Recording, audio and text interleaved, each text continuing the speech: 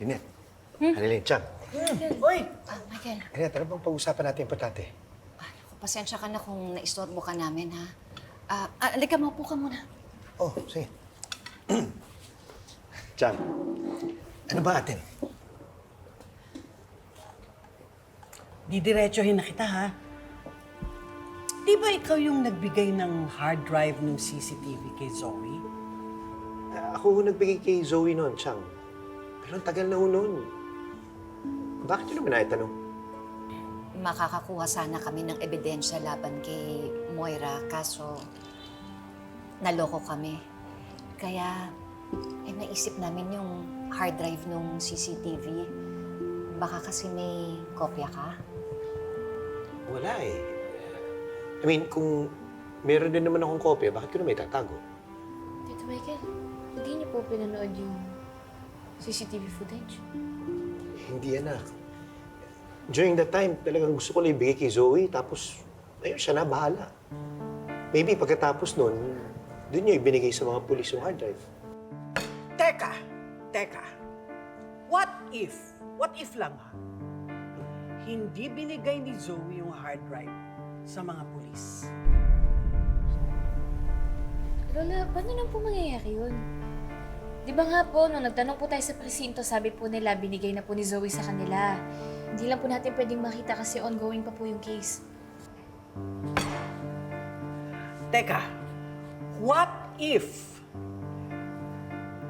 kasabwat nila Zoe yung mga pulis?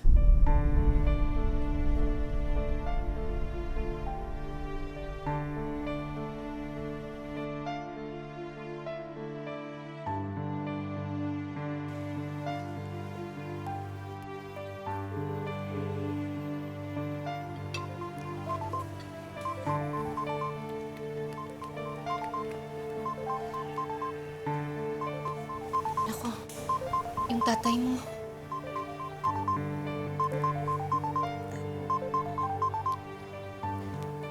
Hello, RJ? Hello, Lynette. Wala na talaga eh. Hindi na namin alam kung saan namin hahanapin si Bogs. So, ibig sabihin, itinakbo na yung pera, pati yung cellphone? Parang gano'n na nga. Mukhang malabo na na mabawi natin yung pera. Pero huwag kang mag-alala. Babayaran kita. Huhulog-hulugan ko, mag-iipon ako. Lynette, sinabi ko na sa anak natin, hindi importante yung pera. Ang importante yung cellphone, kung ano laman nun. RJ, hinala ko kasi napunta yung cellphone mo kay Moira. Kay Moira? Paano? Kasi natutunan si Moira kung saan kami nag-meet ni Bogs. Feeling ko talaga na isahan niya ako eh. Siya talaga yung nakakuha ng cellphone mo. Bakit kaya hindi mo tanungin sa asawa mo kung nasa kanya yung cellphone mo? How can I even ask her that? Malamang magdi-deny yun. Wala na ba talagang ibang paraan para malaman kung ano talaga ang nangyari sa akin? Kung aksidente ba o sinadya ba yung pagkahulog ko sa hagdan? Actually, may isa pa. Yung CCTV ng building kung saan ka na-aksidente. Pero kasi binigay na yun ni Zoe sa mga pulis. Hindi naman namin ma-access noon kasi ang sabi sa amin, ongoing pa daw yung kaso. Pero inisip lang namin, paano kung hindi naman binigay ni Zoe sa mga pulis yung hard drive? Paano kung kay Moira niya binigay? O kaya, baka naman tinago niya.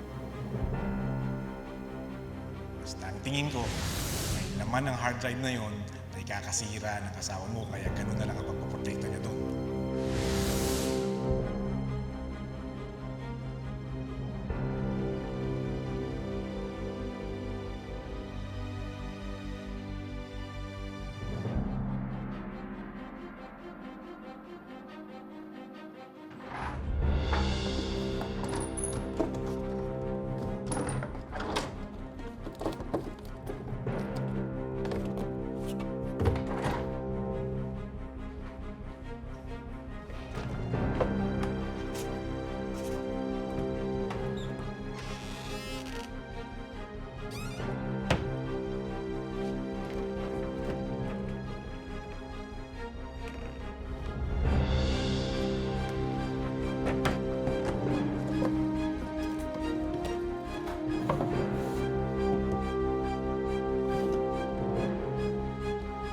Sir?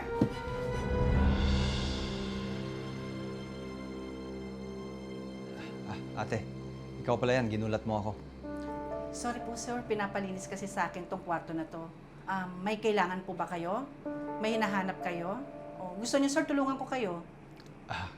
Wala naman. May safety deposit box ba si Moira? Wala naman po, sir. Sige ate, gawin mo na yung utos ni Moira. Paano kung hindi naman binigay ni Zoe sa mga pulis yung hard drive? Paano kung kay Moira niya binigay? O kaya, baka naman tinago niya?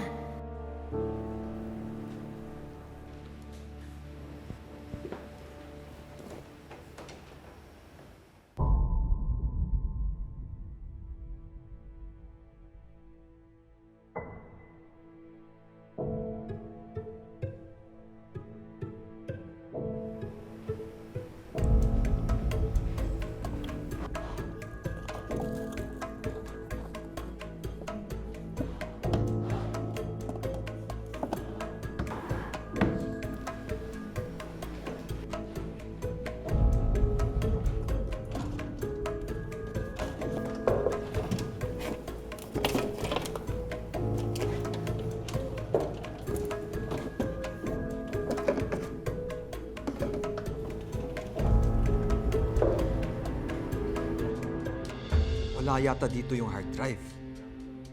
Baka nga dati pa yung nasira ni Moira.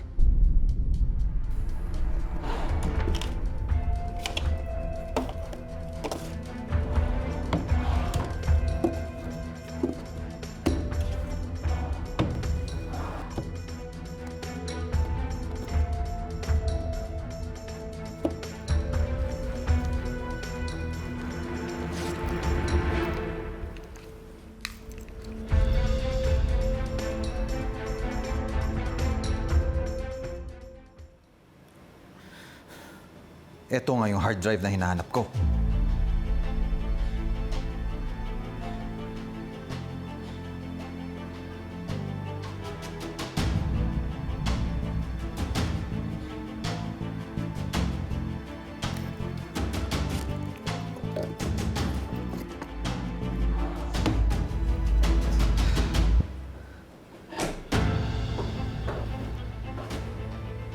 Dad? Zoe.